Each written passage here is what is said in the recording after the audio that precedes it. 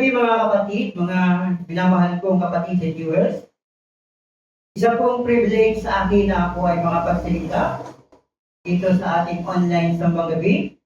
At ako po'y una sa lahat ay natutuwa sapagkat ako ay isa na napili na magbahagi patungkol sa salita ng Diyos. At dito po sa ating pag-aaralan ay tunay na ang Diyos ay hindi nag-iiwan sapagkat tayo ay lagi niyang sinasamahan. Ano po? Ano yung mababasa natin sa aklat ng Isaiah, Kabanatang 7, ang talata po ay 14. Sabi po dito, kaya nga ang Panginoon na rin ang magbibigay ng palatandaan, maglilihi ang isang dalaga at manganganak ng lalaki, at ito'y tatawagin Emmanuel. Tayo po'y pansamantalang manalangin. Ama naming Diyos na nasa langit, kami ay samahan mo at gabayan sa aming pag-aaral ng salitang ito, unawaan namin ang mga bagay nito at maging gabay namin sa aming mga araw-araw na buhay. Sa iyo po namin ibinabalik ang mataas na papuri, pagsamba at pagsalamat sa pangalan ni Jesus. Amen. Yan. Sabi po dito sa ating pinag-aaralan, ay isang dalaga ay maglilihi at manganganak ng isang lalaki. Ang tanong po ay, paano magsisilang ang isang dalaga kung siya naman ay walang asawa? Maliban na lamang kung siya ay nagkaroon ng karelasyon at siya ay iiwan. Ngunit dito sa ating pinag-aaralan ngayon, itong si Mary na dalaga ay kagalang-galang o isang babaeng malinis sa paningin ng Diyos. Kaya masabi sa kanya, siya ay mapalad na babae. At bukod sa lahat ng babae, kapag ganoon ang kanyang pagkikilanlan sa babae nito, ibig sabihin, wala siyang dungis sa kanyang kabarangay man o sa kanyang pagkatao. Kaya siya ay kakaiba sa babae, siya pinili ng Diyos. At siya nga po ay manganganak ng isang lalaki at tatawagin itong Emmanuel. Ano po ba ang meaning ng Emmanuel? Ang ibig sabihin po ng Emmanuel ay kasama natin ang Diyos. Kapag kasama natin ang Diyos, hindi niya tayo iiwan, hindi niya tayo pababayaan. Kaya ngayon pong gabi, ang ating pong pag-aaralan ay pinangamatan ko po, God is with us. Kasama natin ang Diyos. Pag-aaralan po natin ang buhay ng ating Panginoong Jesucristo. Ano po ba yung mga sign o ano po yung mga kahalagahan ng pagkasilang kung bakit si Jesucristo na ating Panginoon ay ipinanganak sa daigdig na ito. Ang buhay po ng ating Panginoon ay Jesus' life, sign of sacrifice. Ang buhay ni Jesucristo ay isang palatandaan ng sakripisyo. Siya po yung unang nagsakripisyo ng kanyang buhay. Kaya po siya isinilang dito sa daigdig na ito. At yung kanyang naging ina na si Mary, isinakripisyo rin po niya ang kaniyang buhay para maipanganak siya dito sa daigdig. At isinilang po siya at tinawag niya Emmanuel. Napakahirap isipin sa isang dalaga na ikaw ay bukod-yain sa iyong baryo. Na ang tingin sa iyo ay ikaw ay kagalang-galang, mahindi na babae, tapos biglang malalaman nila na ganyan, na buntis ka, sapagkat hindi alam kung sino ang ama, ngunit ito ay tinanggap ni Mary para lamang may silang ang ating Panginoon at pinangalanan niya na itong Emmanuel, na ibig sabihin ay Panginoon, nakasama natin ang Diyos. Sa ibang babae, hindi ito kayang gawin o sikmurain ang ginawa ni Mary. Mary is listening the voice of God from the angel. Ang ginawa po ni Mary, siya ay nakinig sa salita ng Diyos sa tulong ng mensaherong anghel. Yung anghel po ang nagkwento na kailangan niyang magbuntis at ipanganak niya ang isang lalaki at papanganalan niya itong Emmanuel. Na muna, parang nahihirapan si Mary tanggapin. Bakit ako? Bakit hindi yung iba?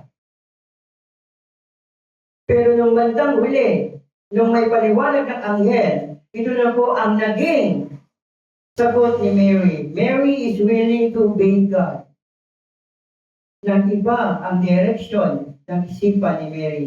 Si Mary po ay willing na sumunod sa utos ng Diyos.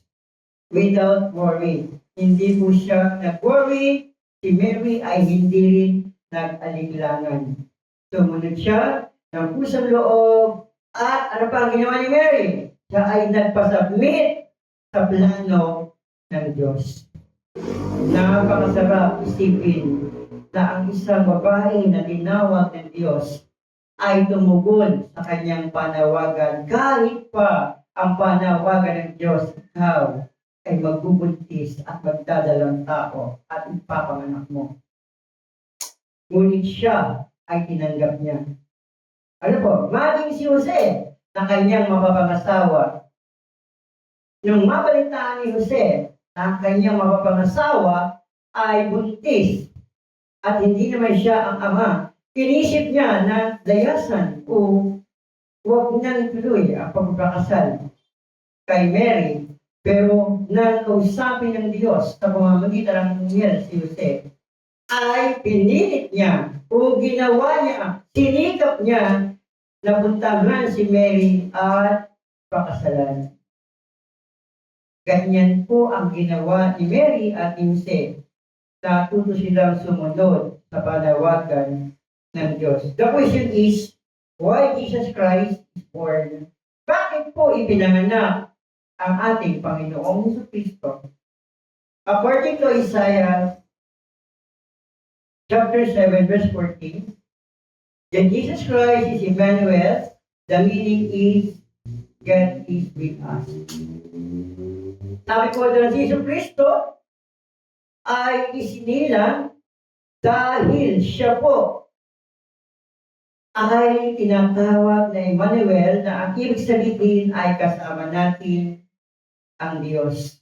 Siya po ang magiging guide natin, ang ating magiging gabay, kaya po pala siya ay isinilang dito sa daigdig. Ang tanong, nasan ang ating Panginoon ngayon? Where is Jesus now? Nasaan si Jesus ngayon? Alam mo ba kung nasan siya? Kung ikaw ay tunay na mananampalataya at nagtitiwala sa Panginoon, alam mo kung nasan ang isinilang na ating tagapagligtas. Nasa sa inyong puso. Nasa sa inyong kaluluwa. Nasa sa inyong buhay. Naniniwala ba kayo? Uma-agree ba kayo? Ngayon, ano ba talaga ang purpose ng pagkasilang ng ating Panginoon? Tayo, ano ba ang purpose natin nung tayo isinilang? Para lumaki, mag-aral, at makakuha ng magandang trabaho? Marahil yun ang mga purpose natin. Pero si Jesus, nung siya isinilang, napakaganda ng purpose kung bakit siya ay isinilang. Ang ating Panginoon ay isinilang sapagkat siya ay magiging Savior of the world.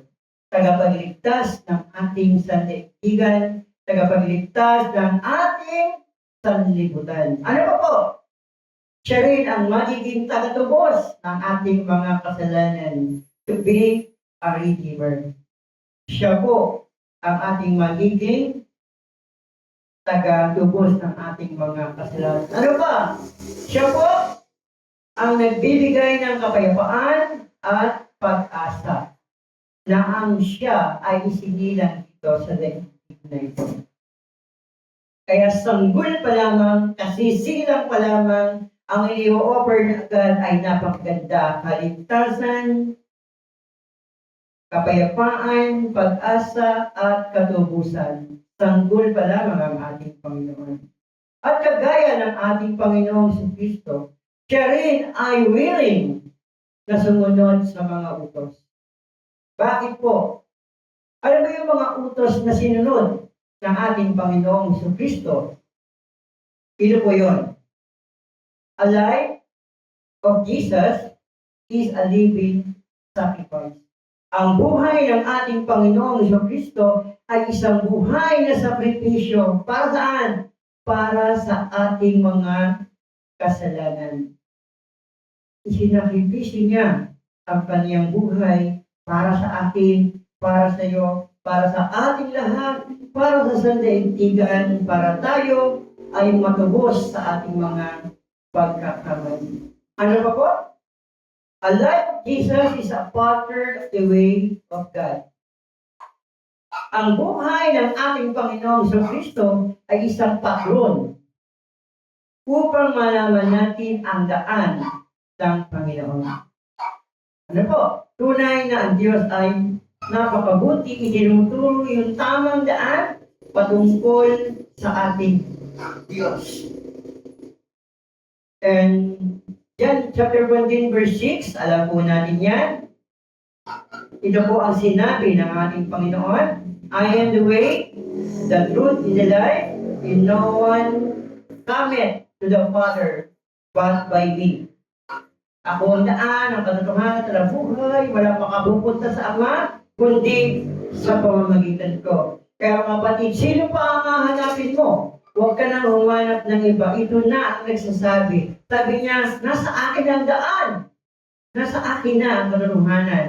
At nasa akin na ang buhay. At ako rin ang tanging daan para makapunta ka doon sa piling ng aking Ama. Kaya, kanino ka paaasa? Kundi sa Kristo na minsan ay naging sanggol, isinilang para tubusin ang ating mga kasalanan. Sa pamamagitan ng isang dalaga na nag-willingness na siya ay magbuntis at dalhin sa kanyang sinapupunan ang ating tagapagligtas. Kaya ano naman yung pwede natin maging counterpart o kabahagi o pwede natin ibalik sa ating Panginoon bilang isang mananampalataya. Number 1, still the presence of the Lord. Manatili tayo sa presensya ng Diyos. Huwag tayong umalis sa presensya ng Diyos. Ano pa pangalawa? Accept God's command. Sundin natin, tanggapin natin anuman yung iniuutos ng ating Panginoon. Kagaya ni Maria, number 3, listening to the voice of God.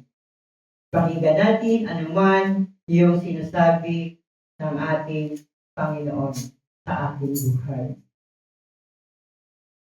What is the meaning of Emmanuel? Alam po natin talaga na Emmanuel, ang ibig sabihin nito ay kasama natin ng Diyos, hindi niya tayo kayang iwanan, hindi niya tayo kayang pabayaan. Nilagyan ko po ng kaunting meaning yung Emmanuel, kaya atin pong sasabihin ngayong gabi. Yung letter E po ay Eternal Lord, walang hanggang Diyos. Yung letter M, Magnificent Lord, kamangha-mangha. Yung letter M po ulit, Magnified, nagpapalaki. Yung letter A, always be with you, laging kasama mo. Yung letter N, now and forever God, ngayon at kailanman na Diyos. Yung letter U, unstoppable, nagpapatuloy. Yung letter E, encouraging God, nagpapalakas na Diyos. Yung letter L, offer life o buhay. Yung buhay niya ay ini-offer para tayo ay magkaroon ng katiyakan sa ating mga buhay. Yan po ang dahilan kung bakit isinilang at ipinanganak ang ating Panginoong Jesucristo sa atin para tayo ay magkaroon ng kaligtasan at matiyak natin na tayo ay magkakaroon ng buhay na walang hanggan. Kaya ang tanong, kanino ka pa magtitiwala? Kanino ka aasa? Sabi ng John 1 verse 12, Alam na alam po natin yan.